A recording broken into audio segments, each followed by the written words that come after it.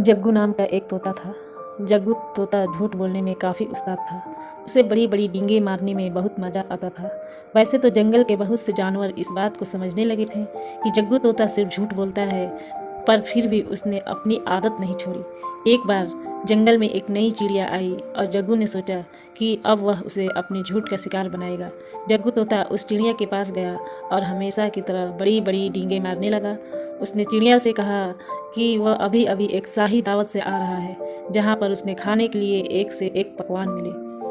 वह चिड़िया जग्गू की बात पर भरोसा भी कर रही थी, क्योंकि वह उसकी असलियत नहीं जानती थी। तभी वहाँ पर कौवा आता है और वो कौवा जग्गू तोता को झूठ बोलने पर उसकी निंदा करता है, पर जग्गू को इस बात से फर्क थोड़ी ना पड़ता था। वह मुंह टेढ़ा करके वहाँ से चलता बना। जग्गू अपनी आदत के चलते जंगल के हर एक जानवर के पास जाकर बड़ा से बड़ा झूठ बोलकर आ जाता था।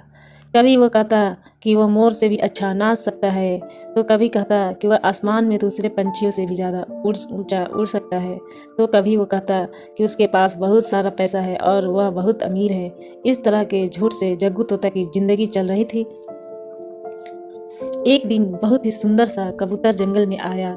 जंगल के बाकी जानवर उसे देखकर बहुत खुश हुए और उससे पूछने लगे कि वह कहाँ से आया है। जैसे ही जग्गू तोता ने उस चिड़िया को देखा, अपनी आदत के चलते वह फिर डींगे मारने लगा। जग्गू कबूतर से कहता है कि वह पूरी दुनिया घूम चुका है और उसे सबसे खूबसूरत होने का खिताब भी मिला है। कबूतर उसे कुछ कहना चाह रहा था, पर जग्गू तोता उसकी एक नहीं सुनता और खुद की तारीफ करते हुए झूठ पर झूठ बोलता चला जाता था। जग्गू कबूतर से कहता है कि वह बहुत अमीर और उसका शाही परिवार में आना जाना लगा रहता है, तो कबूतर जग्गू से कहता है कि अगर ऐसी बात है तो उसे वहाँ से चले जाना चाहिए, क्योंकि वह खुद शाही परिवार से आया है, जहाँ के राजा जग्गू तोता को काम में रखना चाहते थे, जिसमें उसे अच्छा खाना और अच्छे रहने की जगह भी मिलती है। पर जबकि जग्गू पहले से ही इतना अमीर है, तो उसे इन सब की क्या जरूरत है। जग्गू को अपनी गलती का एहसास होता है और वह कबूतर से कहता है कि वह सब झूठ बोल रहा था। कबूतर उसकी एक नहीं सुनता है और वहाँ से चला जाता है। कौवा जग्गू को ताना मारता है कि उसकी झूठ बोलने की आदत की वजह से आज उसने इतना बड़ा अवसर खो दिया।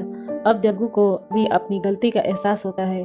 उसके बाद वह सबसे माफ़ी मांगता है और अपनी झूठ बोलने की इस आदत को पूरी तरह से छोड़ देता है। शिक्षा। इस कहानी से हमें यह शिक्षा मिलती है कि झूठ बोलने से हम बहुत बड़ी मुसीबत में पड़ सकते हैं और झूठ बोलने से अंत में सिर्फ हमारा ही नुकसान होता है। इसलिए चाहे सच कैसा भी हो, हमें वही बोलना चाहिए।